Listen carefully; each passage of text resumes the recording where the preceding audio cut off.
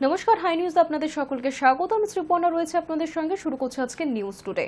স্বামীর সামনেই মৃত্যু স্ত্রীর। রেল ব্রিজ ধরে বাড়ি ফেরার সময় হঠাৎই সামনে চলে আসে ট্রেন। প্রাণে বাঁচতে ব্রিজের ফাঁক থেকে ঝাঁপ, আর তাতেই মৃত্যুই মহিলার।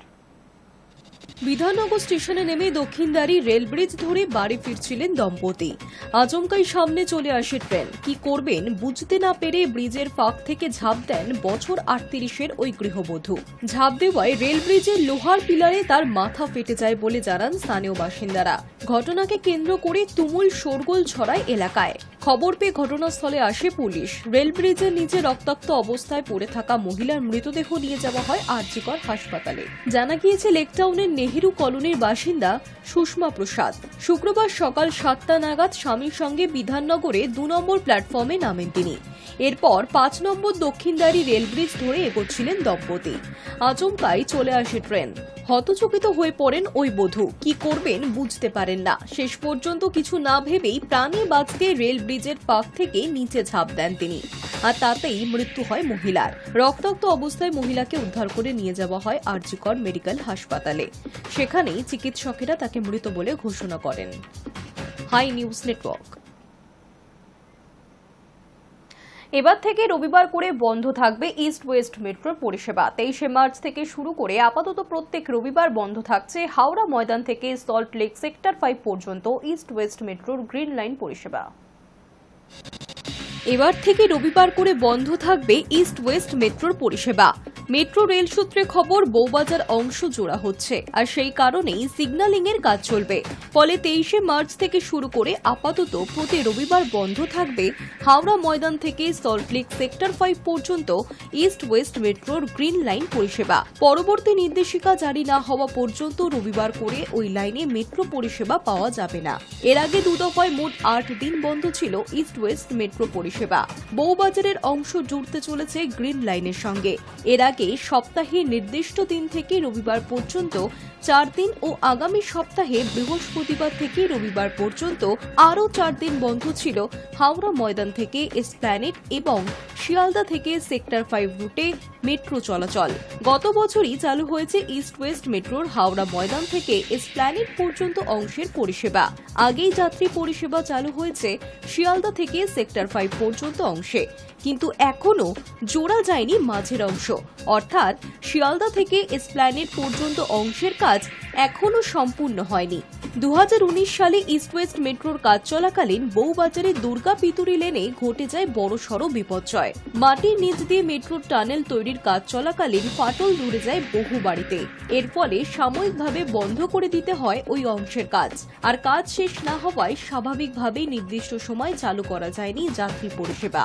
এসপ্ল্যানেড থেকে শিয়ালদা পর্যন্ত অংশ বাদ দিয়ে এরপর হাওড়া ময়দান থেকে এসপ্ল্যানেড পর্যন্ত, অন্যদিকে শিয়ালদা থেকে সেক্টর 5 পর্যন্ত অংশে শুরু হয় মেট্রো চলাচল। এবার এই অংশেই পরিষেবা চালু করতে উদ্যোগী মেট্রো রেল কর্তৃপক্ষ। কাজের দায়িত্ব দেওয়া হয়েছে এক ফরাসি সংস্থাকে। এর জন্য আমূল পরিবর্তন আনতে হবে সিগন্যালিং এর ব্যবস্থায়। যাত্রী পরিষেবা চালু রেখে যা কোনোভাবেই করা সম্ভব নয়। High News network. প্রেসক্রিপশনে নিজেই ঘুমের ওষুধ লিখে দোকানে যান মুস্কান। স্বামীকে খুনের আগে পরপর গুগল সার্চ। কি জানালো পুলিশ, দেখুন। ঘুমের ওষুধ চাইতে প্রথমে ডাক্তারের কাছে গিয়েছিলেন মেরঠের মার্চেন্ট নেভি অফিসার সৌরভ রাজপুতের স্ত্রী মুস্কান রস্তগি। নিজের অবসাদের কথা বলেছিলেন ডাক্তারকে, কিন্তু ঘুমের ওষুধ পাননি। প্রেসক্রিপশনে অবসাদের জন্য ওষুধপত্র লিখে দিয়েছিলেন ডাক্তার। পুলিশ জানতে পেরেছে এরপর মুস্কান নিজেই ওই প্রেসক্রিপশনে ঘুমের ওষুধের নাম লিখে নেন। দোকানে দেখিয়ে তা কিনেও আনে। স্বামীর খাবারের সঙ্গে ওই ওষুধ মিশিয়ে দিয়ে প্রেমিক সাহিল শুক্লার সঙ্গে তাকে খুন করেন মুস্কান। মার্চেন্ট নেভি অফিসার খুনের প্রধান 2 অভিযুক্ত মুস্কান এবং সাহিল আপাতত জেলে। পুলিশ বিস্তারিত তদন্ত শুরু করেছে। ঘুমের ওষুধ পাওয়ার জন্য মুস্কান যে ক্লিনিকে গিয়েছিলেন সেখানে গিয়ে সংশ্লিষ্ট চিকিৎসককে জিজ্ঞাসাবাদ করেছেন তদন্তকারীরা। ওই চিকিৎসক জানিয়েছেন তিনি আদৌ মুস্কানকে ঘুমের ওষুধ দেননি, অন্য ওষুধ দিয়েছিলেন। পুলিশের অনুমান বাড়ি ফিরে গুগল সার্চ করেন তরুণী। সেখানে কড়া ঘুমের ওষুধের নাম জোগাড় করেন। তারপরেই তা ডাক্তারের প্রেসক্রিপশনে নিজে লিখে ফেলেন। দোকান থেকে সেই ওষুধ কিনে আনতে এরপর আর অসুবিধা হয়নি। চিকিৎসকের বয়ান রেকর্ড করেছে পুলিশ। যে দোকান থেকে মুস্কান ওষুধ কিনেছিলেন সেখান থেকেই একটা প্লাস্টিকের ড্রামও কিনেছিলেন। সেখানকার কর্তৃপক্ষকে জিজ্ঞাসাবাদ করা হয়। তাদের বয়ানও নথিভুক্ত হয়েছে। এলাকা সিসি ক্যামেরার ফুটেজ সংগ্রহ করেছেন তদন্তকারীরা। প্লাস্টিকের ড্রাম কিনে নিয়ে গিয়ে স্বামীর দেহাংশ তাতে ভরেছিলেন মুস্কান। তারপর ড্রামে সিমেন্ট ঢেলে দেন। পুলিশ জানিয়েছে স্বামীকে খুনের আগে দীর্ঘদিন ধরে গুগল সার্চ করেছিলেন মুস্কান। সাহিলও এই পরিকল্পনায় তাকে সঙ্গ দেয়। খুনের একাধিক বিষয় গুগল থেকেই জানতে পেরেছিলেন তারা। মেরাঠের সারদা রোডের একটি দোকান থেকে তারা মুরগি কাটার 2টো ছুরি কিনেছিলেন। তা দিয়েই মার্চেন্ট নেভি অফিসারের দেহ কেটে 15টি টুকরো করেন। এসিপি আয়ুষ বিক্রম জানিয়েছেন, এখন তথ্য প্রমাণ সংগ্রহের কাজ চলছে, সাক্ষীদের বয়ানও রেকর্ড করা হচ্ছে। শীঘ্রই এই মামলায় বিচার শুরু হবে বলেই আশ্বাস দিয়েছেন তিনি। মুস্কান এবং সাহিল স্ন্যাপচ্যাটে গল্প করতেন।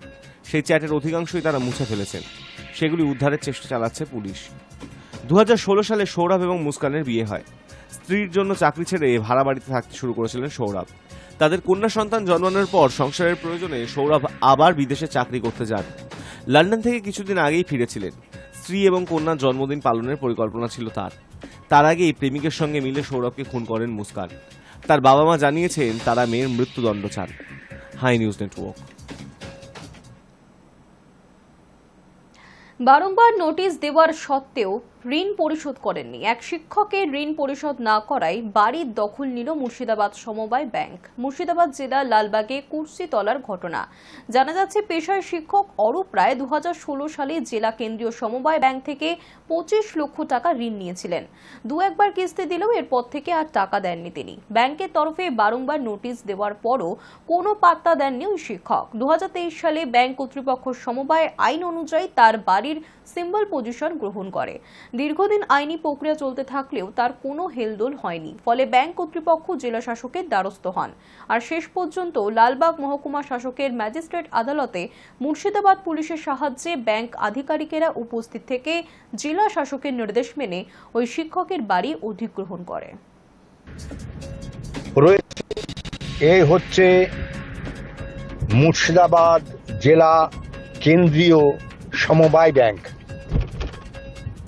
যার অধীনে রয়েছে প্রত্যেকটি ব্লকে সমবায় ব্যাংক রয়েছে। প্রত্যন্ত গ্রামাঞ্চলে ডিপোজিট মোবিলাইজেশন সমবায় সমিতিগুলি, যার মাধ্যমে চাষিরা, স্বনির্ভর গোষ্ঠীর মহিলা, কৃষক, শিক্ষক সকলে ঋণ গ্রহণ করে থাকেন। সেই রকম একটি গৃহ ঋণে এক শিক্ষক ঋণ গ্রহণ করে সময় মতো পরিশোধ না করায় জেলা কেন্দ্রীয় সমবায় ব্যাংক জেলা শাসকের নির্দেশ মতো কি ব্যবস্থা গ্রহণ করেছে দেখুন।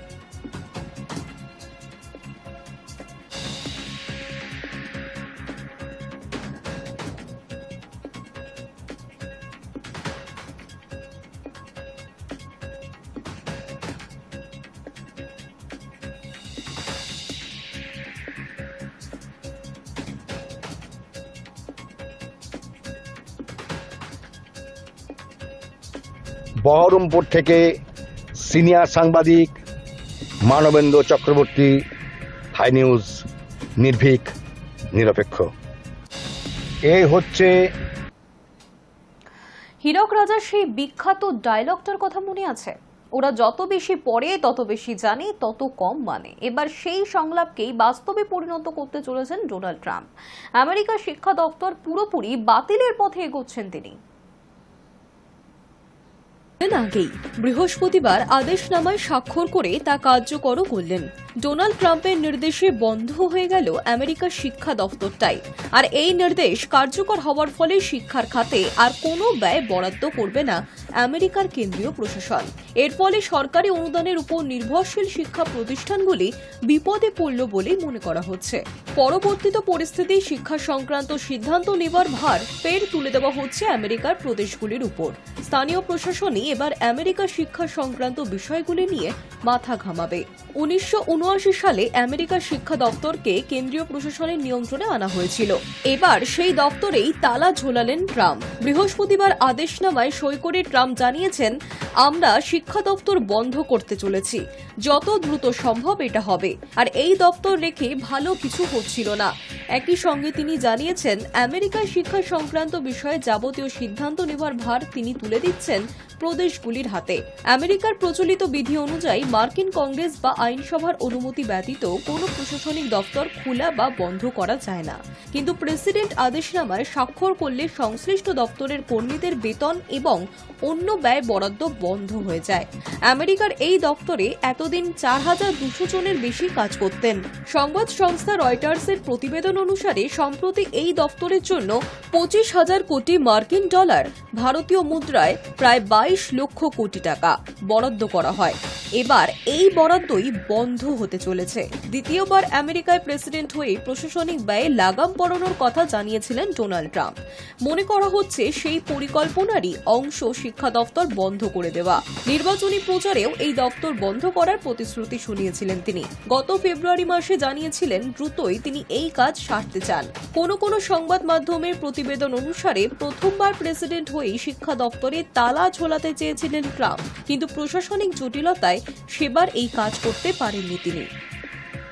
High News network.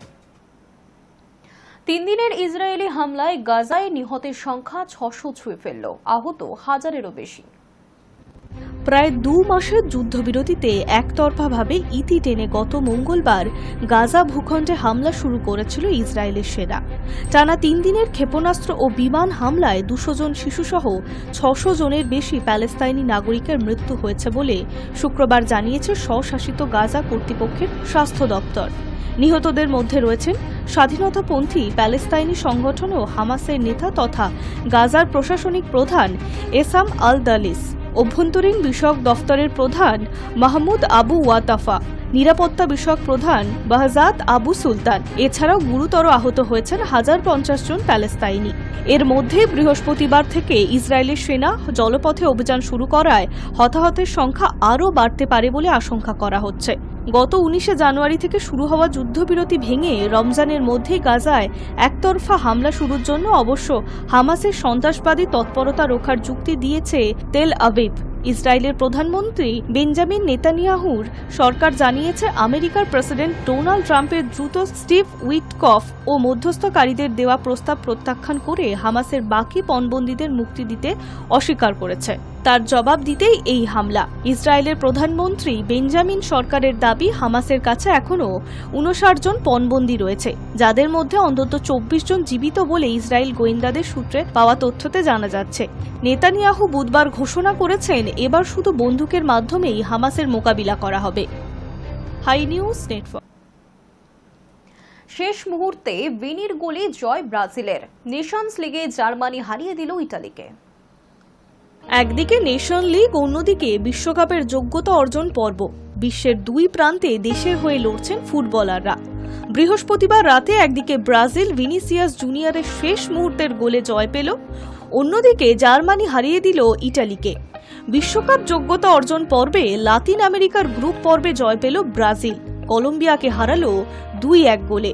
খেলার 6 মিনিটেই পেনাল্টি থেকে গোল করে যান রাফিনহা, কিন্তু 41 মিনিটে সেই গোল শোধ করে দেন লুইস দিয়াজ। গোল খাওয়ার জন্য দায়ী সেলেকাউদের রক্ষণ। বক্সের মধ্যে বল অতিরিক্ত হোল্ড করতে গিয়েই বিপদ ডেকে আনে ডিফেন্ডাররা।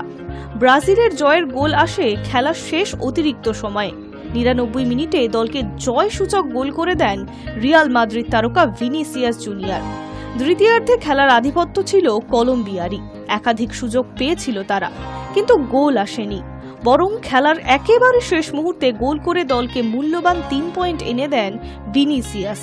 আর জয়ের সুবাদে ব্রাজিল উঠে এলো 2 নম্বরে। শীর্ষে আর্জেন্টিনা, যারা ব্রাজিলের চেয়ে 4 পয়েন্ট এগিয়ে। খেলা শুরুতেই বক্সের মধ্যে ভিনিসিয়াসকে ফেলে দেন ড্যানিয়েল মুনোজ। পেনাল্টি থেকে গোল করে যান রাফিনহা, কিন্তু 41 মিনিটে সেই গোল শোধ হয়ে যায়। একেবারে শেষ লগ্নে ভিনিসিয়াসের গোলে ফেরে স্বস্তি। এরপর 26 মার্চ ব্রাজিল খেলবে আর্জেন্টিনার বিরুদ্ধে। এবার কারা জেতে সেটাই দেখার। Hi News Network. 6 April Kolkata থেকে সরে গেল আইপিএল এর খেলা। কোথায় হবে কেকেআর বনাম লখনৌ ম্যাচ? বদলে গেল কলকাতা নাইট রাইডার্স বনাম লখনৌ সুপার জায়ান্টসের মাঠ। আগামী 6 এপ্রিল মুখোমুখি হবে দুই দল। প্রথমে কলকাতায় ম্যাচ হওয়ার কথা থাকলেও তা হচ্ছে না। রামনবমীর জন্য আইপিএলের এই ম্যাচটি হবে গুয়াহাটিতে। নিরাপত্তার কারণে সরিয়ে দেওয়া হলো ম্যাচটি। গত বছর রামনবমীর দিন আইপিএলের ম্যাচ ছিল কলকাতায়। পুলিশের আপত্তিতে সেই ম্যাচের দিনও পরিবর্তন করা হয়েছিল। এই বছর 6 এপ্রিল রামনবমী। শহরের নানা জায়গায় রয়েছে বেশ কিছু অরাজনৈতিক এবং রাজনৈতিক অনুষ্ঠান। রামনবমীর নিরাপত্তার জন্য পুলিশ কর্মীদের একটা বড় অংশ ব্যস্ত থাকবেন। কলকাতা পুলিশের উচ্চপদস্থ এক আধিকারিক বুধবার বলেছিলেন, রামনবমীর দিন ইডেনে পর্যাপ্ত পুলিশি ব্যবস্থা করা কঠিন, তাই ওই ম্যাচের অনুমতি দেওয়া সম্ভব নয়। সিএবিকে চিঠি দিয়ে ম্যাচের দিন পরিবর্তন করতে বলা হয়েছে।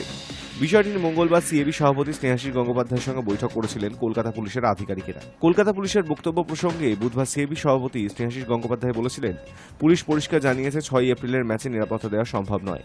পুলিশি ব্যবস্থা পর্যাপ্ত না থাকলে 65,000 দর্শক নিয়ে ম্যাচ আয়োজন অসম্ভব। আমরা বিষয়টি ভারতীয় ক্রিকেট বোর্ডকে জানিয়েছি, তারাই চূড়ান্ত সিদ্ধান্ত নেবে। লখনৌ দলের মালিক সঞ্জীব গোয়েঙ্কা। আইএসএলে তিনি মোহনবাগান সুপার জায়ান্টসের বিনিয়োগকারী। সেই কারণেই এর আগে কলকাতায় লখনৌ দলকে সবুজ মেরুন জার্সি পরে খেলতে দেখা গিয়েছিল। এবারে ঋষভ পান্ডের সবুজ মেরুন জার্সি পরে খেলতে দেখা যাবে বলেই মনে করা হয়েছিল। মোহনবাগানের ম্যাচ রয়েছে 7 এপ্রিল। সেদিন যুবভারতীতে পান্থারা যাবেন বলেও শোনা গিয়েছে। Hi News Network. শনিবার ইডেনে কেকেআরের ম্যাচ। মাঝরাতে চলবে মেট্রো, লাগবে অতিরিক্ত ভাড়া। শনিবার 22 মার্চ থেকে শুরু আইপিএল। প্রথম ম্যাচেই ঘরের মাঠে খেলতে নামবে কলকাতা নাইট রাইডার্স। প্রতিপক্ষ রয়্যাল চ্যালেঞ্জার্স বেঙ্গালুরু। ইডেন গার্ডেন্সের এই ম্যাচ দেখে দর্শকদের যাতে ফিরতে সমস্যা না হয় তার জন্য মাঝরাতে চলবে মেট্রো। দুটি লাইনে চলবে পরিষেবা, তার জন্য অতিরিক্ত ভাড়াও দিতে হবে। মেট্রো কর্তৃপক্ষ জানিয়েছেন, বাংলা ক্রিকেট সংস্থা রাতে অতিরিক্ত ট্রেন চালানোর অনুরোধ করেছিল। সেই অনুরোধ মেনে এই সিদ্ধান্ত নেওয়া হয়েছে। ব্লু লাইন অর্থাৎ দক্ষিণেশ্বর থেকে কবি সুভাষ ও গ্রিন লাইন 2 অর্থাৎ এসপ্ল্যানেড থেকে হাওড়া ময়দান রুটে অতিরিক্ত ট্রেন চলবে শনিবার। খেলা শুরু সন্ধে 7:30 থেকে, শেষ হতে হতে 11টা বেজে যাবে। সেই কারণে রাত 12:15 একটি করে বিশেষ মেট্রো চালানো হবে। এসপ্ল্যানেড থেকে একটু ট্রেন যাবে দক্ষিণেশ্বর, একটু ট্রেন যাবে কবি সুভাষ। দুটি ট্রেন একই সময়ে ছাড়বে। রাত 12:48 ট্রেন দুটি দক্ষিণেশ্বর ও কবি সুভাষ পৌঁছাবে। প্রতিটি স্টেশনে থামবে, তবে যাত্রীরা স্মার্ট কার্ড, টোকেন ও কিউআর টিকিট মাত্র এসপ্ল্যানেড স্টেশন থেকেই কাটতে পারবেন। রাত 12:15 এসপ্ল্যানেড থেকে একটু ট্রেন ছাড়বে হাওড়া ময়দানের উদ্দেশ্যে। ট্রেনটি গন্তব্য স্টেশনে পৌঁছাবে রাত 12:23। এই বিশেষ পরিষেবার জন্য অতিরিক্ত ভাড়াও দিতে হবে যাত্রীদের। মেট্রো সাধারণ ভাড়ার থেকে অতিরিক্ত 10 টাকা করে দিতে হবে। অর্থাৎ এসপ্ল্যানেড থেকে দক্ষিণেশ্বর যেতে হলে 20 টাকা ভাড়া লাগে, কিন্তু এই ট্রেনে যেতে খরচ হবে 30 টাকা। Hi News Network. News today এখনকার মতো এই পর্যন্তই। দেখতে থাকুন হাই নিউজ, নির্ভীক নিরপেক্ষ।